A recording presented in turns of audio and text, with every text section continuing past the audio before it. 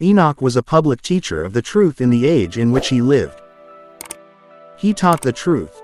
He lived the truth, and the character of the teacher who walked with God was in every way harmonious with the greatness and sacredness of his mission. Enoch was a prophet who spake as he was moved by the Holy Ghost. He was a light amid the moral darkness, a pattern man. A man who walked with God, being obedient to God's law, that law which Satan had refused to obey, which Adam had transgressed, which Abel obeyed, and because of his obedience was murdered. And now God would demonstrate to the universe the falsity of Satan's charge that man cannot keep God's law. He would demonstrate that though man had sinned, he could so relate himself to God that he would have the mind and spirit of God and would be a representative symbol of Christ.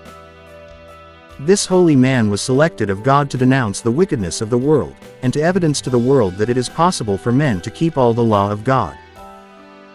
Enoch not only meditated and prayed, and put on the armor of watchfulness, but he came forth from his pleadings with God to plead with his fellow men.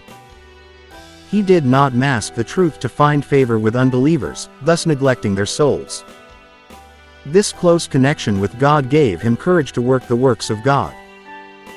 Enoch walked with God and had this testimony that his ways pleased God. Hebrews chapter 1 verse 5. This is the privilege of every believer today. It is man dwelling with God, and God taking up his abode with man. In them, and thou in me, John 17 verse 23, says Jesus.